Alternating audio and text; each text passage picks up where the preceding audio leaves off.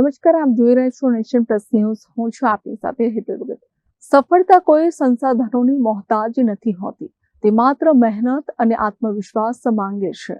આ વાતને છોટાઉદેપુરની સરકારી સાયન્સ કોલેજમાં અભ્યાસ કરતી કૃતિ પટેલે સાબિત કરી બતાવી છે. 10મી માર્ચના રોજ છોટાઉદેપુરની સરકારી વિજ્ઞાન કોલેજનો વાર્ષિકોત્સવ કૃતિ પટેલના નામે રહ્યો હતો.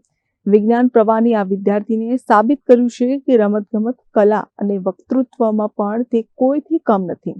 બીએસસી કેમિસ્ટ્રીના પ્રથમ વર્ષમાં અભ્યાસ કરતી કૃતિ સુનિલ પટેલ કોલેજના વાર્ષિકોત્સવ દરમિયાન 21 ટ્રોફી અને સર્ટિફિકેટ પ્રાપ્ત કરી સૌને આશ્ચર્યચકિત કરી દીધા હતા. કૃતિની આ સિદ્ધિમાં 13 પ્રથમ ક્રમ, 5 દ્વિતીય ક્રમ અને 3 તૃતીય ક્રમની ટ્રોફીઓનો સમાવેશ થાય છે. મહત્વની વાત એ છે કે વિજ્ઞાન પ્રવાહના અગ્ર અભ્યાસની સાથે કૃતિ ડ્રામા, ડ્રોઈંગ, 100 મીટરની રેસ, ચેસ, એલોક્યુશન અને પિયાનો પ્લેઇંગ જેવી વિષમ સ્પર્ધાઓમાં પોતાનું મલ્ટી ટેલેન્ટ સાબિત કર્યું છે. પિતાની છત્રછાયા ગુમાવ્યા બાદ પણ હિંમત હાર્યા વગર માતા અને પોતાની માતૃશાળાના સહયોગથી કૃતિએ આ મુકામ હાંસલ કર્યો છે. કૃતિ હવે ઉચ્ચ અભ્યાસ કરી સંધિ અધિકારી બની આદિવાસી વિસ્તાર અને સમાજની સેવા કરવા માંગે છે. તેની આ સિદ્ધિ આજે સમગ્ર છોટાઉદેપુર જિલ્લા માટે ગૌરવનું પ્રતીક બની છે. પોતાની આ સિદ્ધિ બદલ કૃતિ પટેલે બીએપી સ્વામિનારાયણ વિદ્યા મંદિર શાળા અને પરિવારજનોનો આભાર વ્યક્ત કર્યો છે. હું ગવર્મેન્ટ સાયન્સ કોલેજ છોટાઉદેપુરમાં અભ્યાસ કરું છું અને અત્યારે હું બીએસસી કેમિસ્ટ્રીના ફર્સ્ટ યરમાં છું. અને અમારી કોલેજની અંદર ઘણી બધી સ્પર્ધાઓ યોજાયેલી હતી.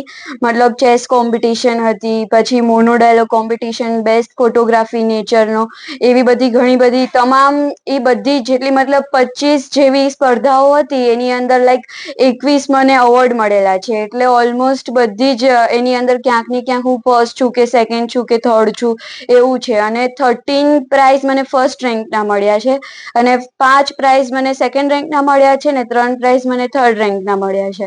એટલે ક્યાંક ને ક્યાંક મને મળ્યું છે તો એની પાછળ કામ કરવા માટે કોક તો હશે જ. એટલે મને મતલબ મારી સ્કૂલમાંથી જ મને એટલો પાયો મજબૂત થઈ ગયો સ્કૂલની અંદરથી. અને ઓલમોસ્ટ જે સાયન્સના વિદ્યાર્થીઓ હોય એને આમ અધર એક્ટિવિટીઝમાં એટલો બધો ઇન્ટરેસ્ટ ના હોય, પણ સ્કૂલમાં જે રીતે હું પાર્ટિસિપેટ કરતી હતી અલગ અલગ કોમ્પિટિશન્સની અંદર, તો એવી રીતે મને અહીંયા એવું થયું કે લાઈને હું પાર્ટિસિપેટ કરું, રેન્ક આવે કે ન આવે. પણ રેન્ક આવ્યો એ બહુ મોટી વાત છે મારી માટે.